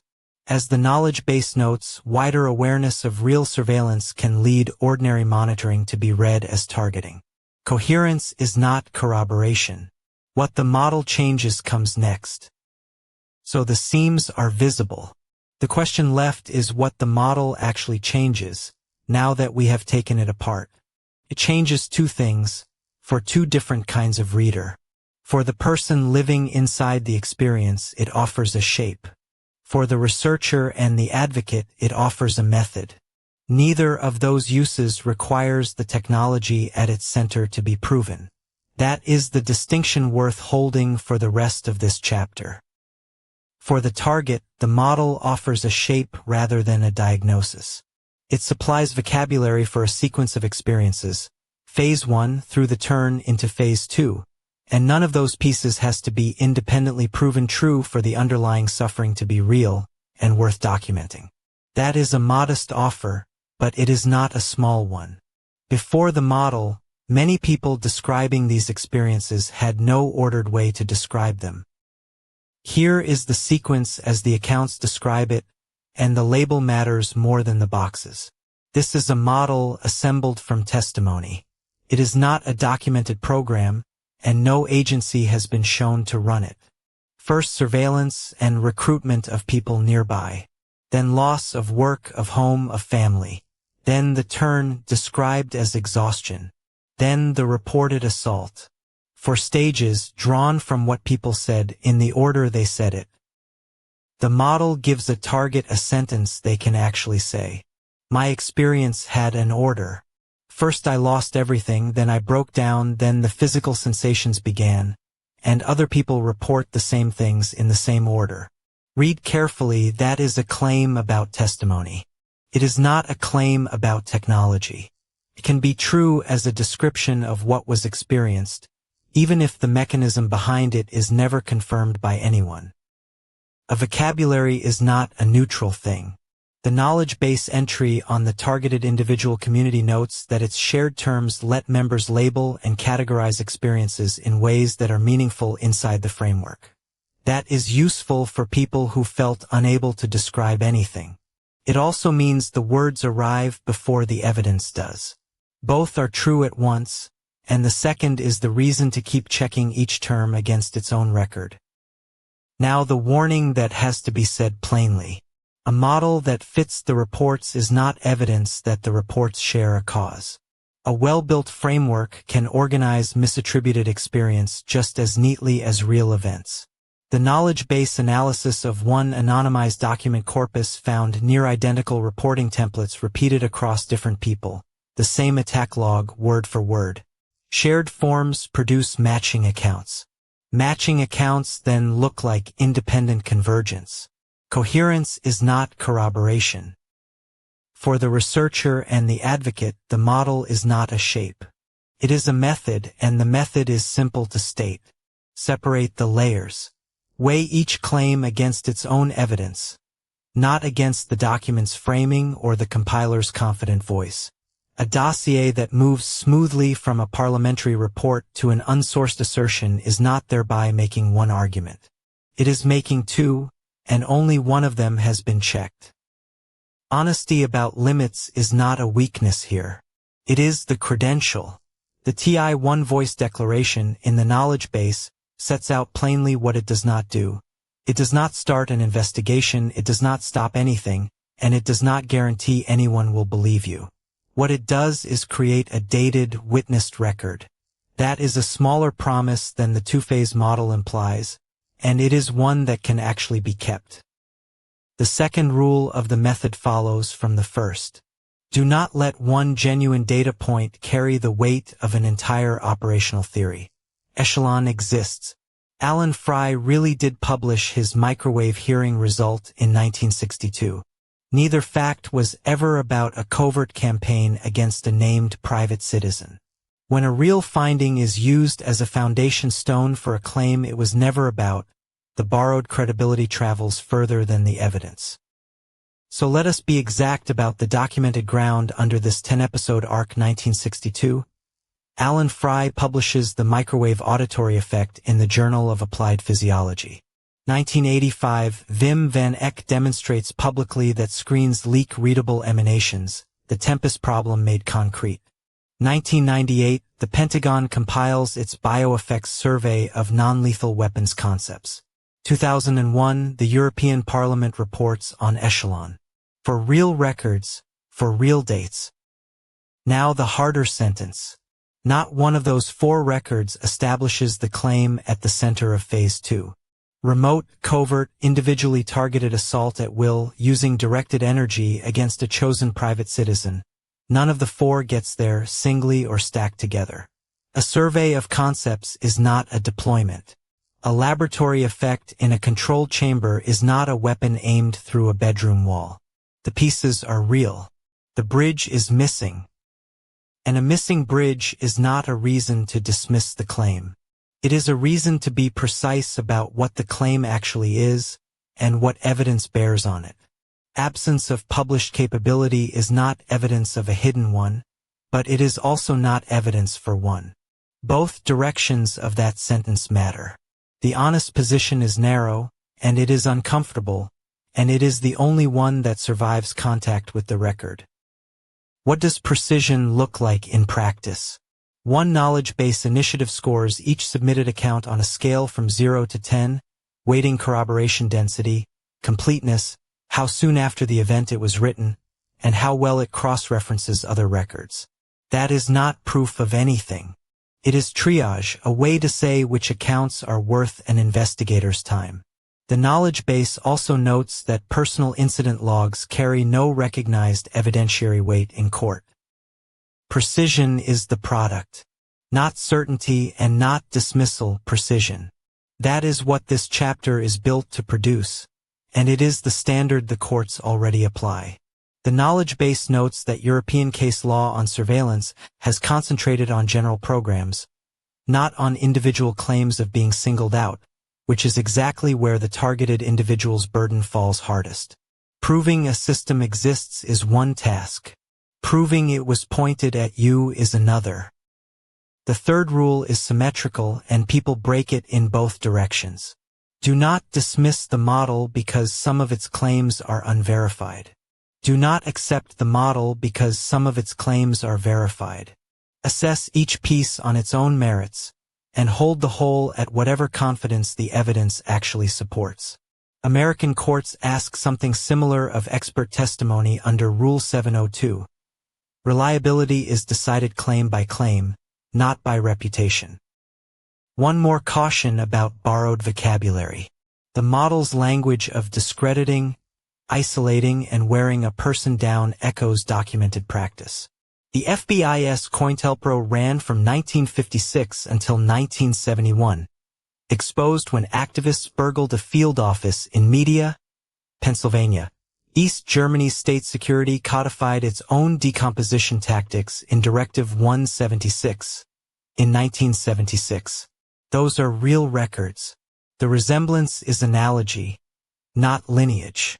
Nobody has traced a line from either program to these accounts. 10 chapters of Part 2 end here, and 3 things are worth carrying forward. 1. The evidence is genuinely uneven, and pretending otherwise serves nobody. 2. A model can be internally coherent without being externally verified, and both of those facts have to be held at the same time. 3. None of the evidentiary uncertainty is a reason to set the human cost aside. None of the 3 is optional. Take them in order. Take the third first, because it is the one most easily lost in an argument about evidence. The isolation, the exhaustion, the reported pain, and the cataloged losses are real experiences for real people, whatever eventually explains the mechanism. The knowledge base notes how often that isolation deepens because friends and colleagues cannot follow the account. Nobody in this series is going to tell a viewer what is happening to them. That is not our place. Which brings the arc to its hinge. Part 2 examined the technology, signals intelligence, the directed energy taxonomy, the patent literature, the bioeffects science, the legal definition of a psychotronic weapon. Part 3 changes register completely. From a privately compiled dossier to a congressional investigation. From asserted testimony to sworn statements. From a document that names its own model to a government document that names its own agencies. That is a different evidentiary world. But the change of register does not settle anything behind us. The two-phase model does not need to be proven correct to do the work it does, to give a sequence of experiences, a vocabulary, and a shape. It needs only to be taken seriously enough to be investigated. Hold that thought as this episode moves to its close, and to the record the United States Senate produced in 1974. Taken seriously enough to be investigated. Before we close this episode, one part of the model deserves separate weight, because it is the part that stands on the firmest ground. Much of Phase 1, as the Mind Weapon document describes it, is not electronic at all. Alongside satellite interception and alleged implants sits a plainly human roster. People, neighbors, colleagues, strangers who appear too often to feel like strangers at all. The document lists informants, neighbors, and co-conspirators in the same sentence as satellite intercepts and see-through wall radar. That is a rhetorical choice, and it matters. The effect is to suggest one seamless operation spanning the electronic and the social, a single machine with human parts. But the two halves of that sentence do not carry the same evidentiary weight, and separating them is the most useful thing an honest reader can do here. This should sound familiar. In the opening episodes of this series, built from Eleanor White's Field Guide for Targets, we described a master menu of tactics assembled around one person. Street theater, workplace mobbing, a neighborhood turned into a stage for a performance the target cannot follow. The Mind Weapon document folds that same human infrastructure into its own two-phase frame. Same tactics, new container. The container is what changed, not the reports. And here is the part with the most independent grounding. Workplace mobbing research, pioneered by the psychologist Heinz Lehmann, working in Sweden, documented how a person can be systematically isolated, discredited, and driven out of an organization through coordinated but deniable tactics. Gossip, exclusion, work sabotaged or made impossible, complaints turned back on the complainant. His paper appeared in Violence and Victims in 1990. That is documented, peer-reviewed, and it needs no technology to explain the harm. So weigh the two layers separately. On one side, coordinated informants, mobbing, and staged encounters. Harm inflicted by people on a person using ordinary social mechanisms, at a scale the target experiences as overwhelming and inexplicable. On the other, covert implants, see-through wall radar used for routine civilian surveillance, and the fusion of everything into one program aimed at one citizen. The first side has literature behind it. The second side has assertion. Two of the electronic items do stand up on their own terms. Echelon is a documented signals intelligence system, examined by a temporary committee of the European Parliament in a report published in 2001. Tempest is a documented discipline within signal security, the study of information leaking through unintended electromagnetic emissions. Both are real. Neither was built to attack a named private citizen, and neither has been shown doing so. The model borrows its vocabulary from real history, and the borrowing is worth naming precisely. The Federal Bureau of Investigation's counterintelligence program, COINTELPRO, is documented, exposed after the 1971 burglary of a field office in Media, Pennsylvania. East Germany's Ministry for State Security wrote its decomposition tactics, Zersitzung, into its own Directive 1 of 1976. Both are real, both are recorded, and both used informants to isolate and discredit chosen people. But note carefully what that history does and does not do. It establishes that agencies have run covert disruption campaigns against citizens. It does not establish that any agency runs the two-phase protocol. The resemblance between COINTELPRO tactics and what targets describe today is an analogy, not a lineage. The pattern can be copied, imagined, or independently arrived at. Similarity of shape is not a chain of custody, and this series will not pretend otherwise. So here is the shape the episode has been examining. Surveillance, isolation, the turn, assault, for stages in that order drawn from hundreds of accounts that describe them in that order. Say what it is. This is an explanatory model, assembled by a community from its own testimony, not an operational doctrine anyone has produced, funded, or admitted. No agency has been shown running it. No document outside the community describes it. That distinction has governed every slide. Who assembled it and from what? The two-phase frame comes from the Mind Weapon document, sections 1 and 3, compiled by Anna Fubini and held in the One Voice knowledge base as entry 19. It is a privately compiled dossier.